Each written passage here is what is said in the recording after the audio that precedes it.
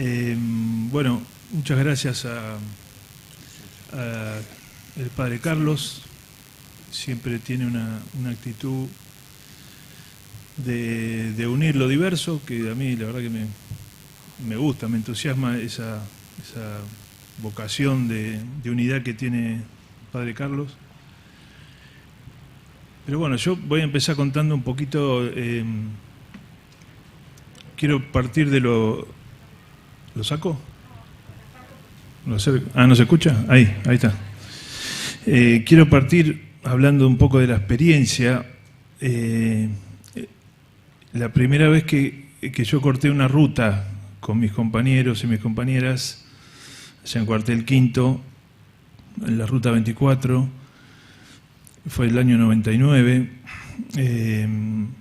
y fue porque había un jardín comunitario que no tenían para comer. Y cuando cortamos la ruta se acercaron un montón de vecinos que tampoco tenían para comer,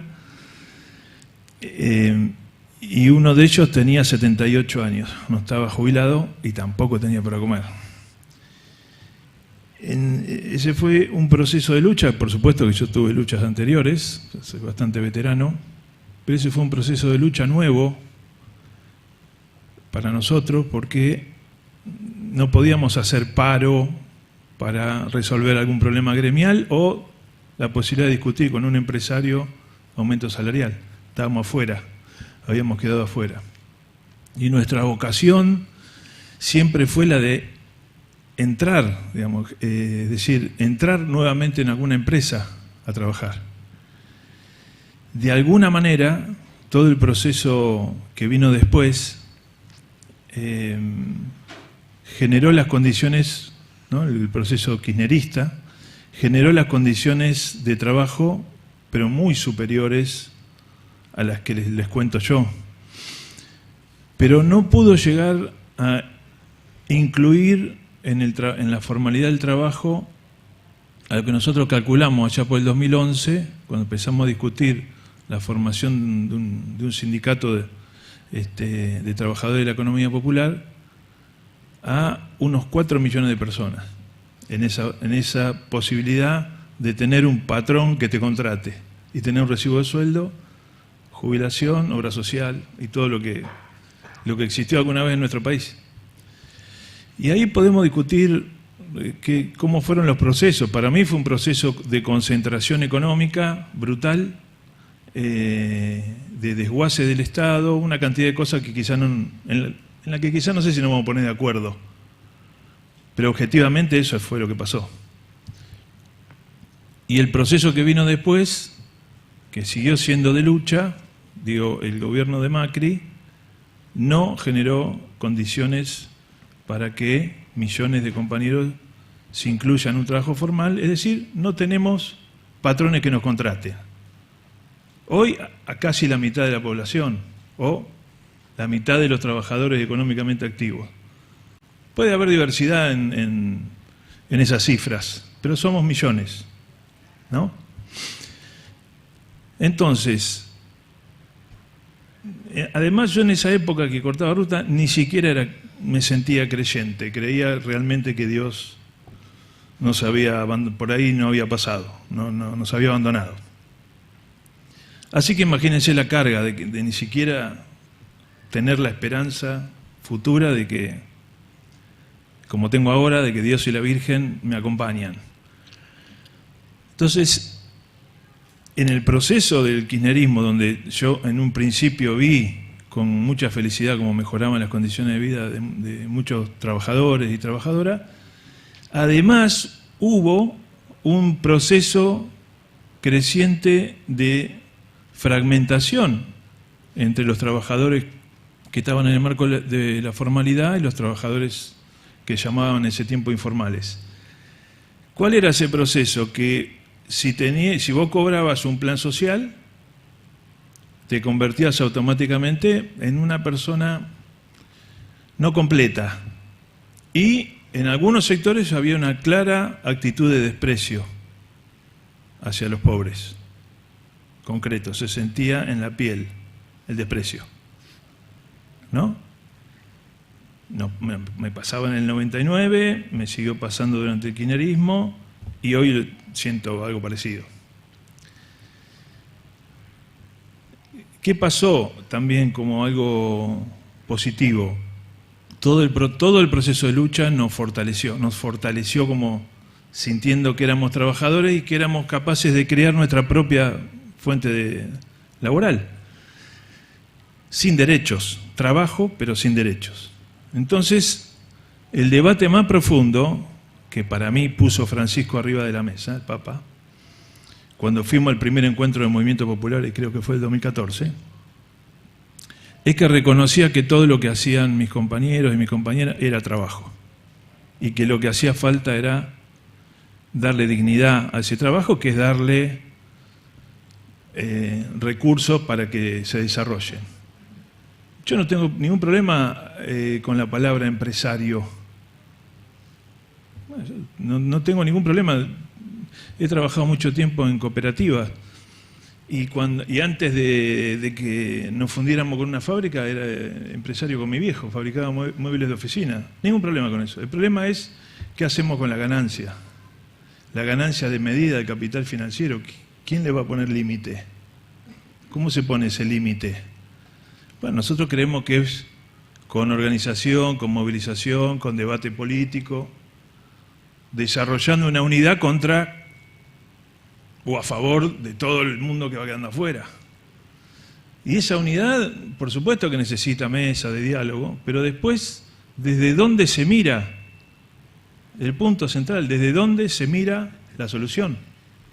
Francisco plantea desde la periferia, que es desde donde gran parte de mi vida miré, desde la periferia, desde lo que estaba último, de lo que no quería mirar nadie. ¿Por qué? Porque somos un país que estamos en el sur, estamos en la periferia. Y Francisco dice, tenemos que mirar desde ahí, desde la periferia al centro. La mirada tiene que ser de la periferia. Por supuesto, yo estoy absolutamente de acuerdo. Pero en todo el proceso, mi propio proceso de lucha y de muchos de mis compañeros, igual, aunque sentíamos de alguna manera que estábamos haciendo el bien, un poquito nos la creíamos, que teníamos razón, que lo que decíamos nosotros era... Porque uno se tiene que autofortalecer en la lucha. Y no fue tan así. No fue tan así, por eso te transforma en una persona soberbia que cree que los demás tienen que hacer lo que uno dice. Entonces hoy Francisco está planteando una escucha profunda.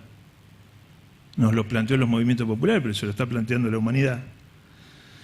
Porque nadie la tiene clara. Ni nosotros, ¿no? ni los empresarios. Nadie la tiene clara porque si no el mundo no estaría como está. Esa escucha profunda implica bajar, bajar la soberbia. Como le dijo la Virgen María cuando se encontró con Isabel, Dios viene a bajar a los soberbios y a alzar a los humildes. Bueno, algo así. Pero el problema es que la soberbia la tenemos hasta los que queremos defender a los humildes. Entonces, para empezar una mesa de diálogo hay que bajar mucho la soberbia, incluyéndonos a los que estamos al lado o los que decimos estar al lado de los más pobres. Ese es un punto esencial. Está difícil igual, a pesar de la pandemia, el golpe que nos pegó la pandemia, que fue descomunal, ¿no? Es una cosa que nunca nos imaginamos que íbamos a poder vivir, ni siquiera un abrazo, un mate, compartir un mate, o sea que es complejo. Y si viene otro rebote, va a ser más complejo. Pero al haber bajado la soberbia, por lo menos en mi persona, pude relacionarme con mis compañeros y mis compañeras de otra manera. No hace tanto tiempo. Pero el planteo de Francisco ayudó mucho.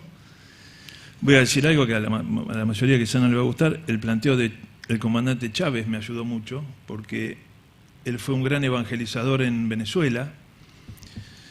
Y en Argentina capaz que es el único que lo ayudó a evangelizarse, pero bueno, me gustaba escucharlo porque tenía una prédica, ¿no? Muy interesante. No separaba la fe popular de la lucha, que fue un poco la consigna que lanzamos el 7 de agosto del 2016, cuando marchamos de San Cayetano a Plaza de Mayo reclamando el salario social complementario, que es un complemento salarial de aquellos trabajadores que trabajan pero no tienen derechos. No sé si hay tiempo, pero si quieren le doy ejemplos. Una mujer que tiene 5 o 6 hijos, yo más ayudé un poquito a cuidar a 2, y la verdad que es un laburo infernal. 5 o 6 hijos, criarlos es trabajo. Por decir algo, una compañera que pone su casa para darle comer en la pandemia a 400 personas, entre 6 y 7 compañeras, darle comer a 400 personas y pones tu casa, o sea, no tenés más nada para poner y lo pones, es trabajo. El problema es que no tenés quien te lo pague, pero trabajo es. Entonces, el debate no tiene profundidad si no se parte de los que menos tienen. No tiene profundidad. Se mira desde arriba, se tantea más o menos, pero nunca se comparte. Entonces, hoy mi posición es, tenemos que compartir mucho más la vida con los que menos tienen. La mayor parte del tiempo posible. No estoy diciendo, yo viví casi 20 años en un barrio popular, no estoy diciendo que hay que ir al barrio popular, pero compartir la vida hay muchas formas de encuentro para eso. Si no sé, para mí, ¿no? Esto es personal y lo estoy discutiendo, por supuesto, con todos los integrantes de los movimientos populares. Si no se comparte y si no se escucha, no se aprende y no se transforma. Esto va para los empresarios, para la política, para todo el mundo y para nosotros y nosotras. Por último, quiero destacar el papel de las compañeras de los sectores populares, ¿no? De los barrios populares. Yo a veces parece que exagero, pero digo que el cristianismo está en esas compañeras, no tanto en los varones. Está en esas compañeras. Y me lo demostraron durante la pandemia. ¿Por qué? Porque esta idea de poner hasta lo que no tenés para que los demás puedan ser cuidados y alimentados, no, para mí no tiene comparación con nada del resto de la sociedad. Es muy personal, pero para mí no tiene comparación. Nosotros hace poco empezamos a hacer ladrillos de cemento, muy mal hechos, necesitamos capacitación. Creo que alguien dijo acá que mis compañeras necesitaban capacitación en costura, no creo, pero yo sí necesito capacitación. Pero hicimos algunos ladrillos y empezamos a hacer la cocina de una casillita que va a ser un comedor en la localidad de Luján. Y bueno, conocimos a la compañera del comedor y para mí hay como una santidad en nuestro pueblo que no alcanzamos a identificar. Esa compañera en algún momento de su vida le pegó 3 puntazos a su exmarido por algo muy duro que pasó. 3 puntazos significa 3 puñaladas. Esa misma compañera puso su casa al servicio de ese del barrio donde vive, y le da de comer a 400, más de 400 personas. Todos los días que puede, porque no consigue comida todos los días, ¿no? Depende. Para mí es una santa. Quizás para otro pueda ser otra cosa. Porque hay una santidad en el pueblo que no alcanzamos a visualizar porque tenemos que tener ese contacto, digamos, esa relación, si no, no se entiende. Y así me podría pasar 24 horas contándole experiencias de compañeras, por supuesto de compañeros también, pero les diría que mayoritariamente de mujeres, que ponen su vida al servicio de los que están en las mismas condiciones que ellas, pero bueno, hay gente que tiene ese don. Para mí, si no se mira si no se mira en profundidad eso que está ocurriendo en el pueblo más humilde, es muy difícil pensar en un pacto social. No se puede hacer un pacto social de arriba para abajo. Muchas gracias.